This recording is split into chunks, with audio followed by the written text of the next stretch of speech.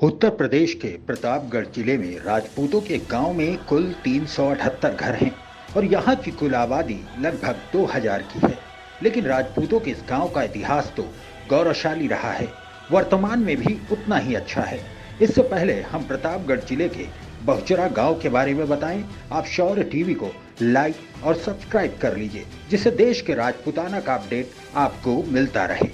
सई और लोनी नदी के बीच बसे बहुचरा गांव में वैसे तो खेती नाम मात्र की होती है, लेकिन यहाँ की मिट्टी ने कई अधिकारी पैदा किए हैं। प्रतापगढ़ के बहुचरा गांव ऑफिसर्स वाले गांव के रूप में प्रसिद्ध है। इस गांव के हर दूसरे घर में अधिकारी है। इस गांव के लोगों में आईएएस बनने की प्रेरणा 1896 में सिविल सेवा में चुने गए ऑफिसर जैनुलाबाद से आई। जैनुलाबाद का गांव बहुचरा के पड़ोस में ही था। आप जानते हैं कि राजपूत एक वैरियर कौम है, इसलिए एक समय में इस गांव से सेना में जाने का बड़ा क्रेज था। हिंडौर के सोमवंशी राजा घाटम देव के पुत्र मित्रजीत ने जब इस गांव को बसाया था, तब बहुचरा के लोग परंपरागत रूप से सेना में ही जाते थे। फर्स्ट वर्ल्ड वॉर में बहुचरा के 25 सैनिकों ने भाग लिया और इसी युद्ध के बाद लौटे सैनिकों ने इस गांव में प्राथमिक विद्यालय का निर्माण कराया। एजुकेशन के प्रति इनकी दीवानगी इस हद तक थी कि गांव के किसी भी 5 साल के बच्चे को इस स्कूल में जरूर जाना है। इस स्कूल को जबरिया अनिवार्य प्राथमिक विद्यालय भी कहा जाने लगा था।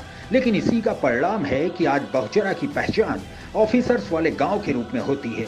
छोटी उम्र के बच्चे भी यहाँ आईएएस और आईपीएस की बातें करते हैं। आईएएस स्वरोचित सोमवंशी तथा आईपीएस श्रुति कीर्त सोमवंशी दोनों भाई यहीं के मूल निवासी हैं, जिनके पिताजी भी डॉक्टर तहसीलदार सिंह जी भी राष्ट्रपति द्वारा सम्मानित आईपीएस रह चुके हैं। इस गांव से अब तक कुल 32 लोग सिविल सेवा में, मतलब कि आईएएस आईपीएस जैसी नौकरियों में, और लगभग 70 से 80 लोग पीसीएस में सेवारत हैं। 1969 से गांव में स्थापित महात्मा गांधी इंटरमीडिएट कॉलेज के प्रधानाचार्य डॉक्टर राजेंद्र बहादुर सिंह बताते हैं, कॉलेज के पहले भी कई लोग उच्च पदों पर थे। हमारे कॉलेज का परीक्षा परिणाम हर वर्ष 90% रहता है। पिछले वर्ष गांव में एक साथ 11 लड़कों का चयन सब इंस्पेक्टर के पद पर हुआ था। नौकरियों की बात करें तो यहाँ पर 50 से 60% लोग सरकारी नौकरी में हैं। राजपूतों का ये गांव हमें गर्व की अनुभूति देता है। इसके साथ ही शौर्य टीवी राजपूतों से अपील करता है कि बेहतरीन शिक्षा हासिल करना हमारा अंतिम लक्ष्य होना चाहिए। जय राजपूताना।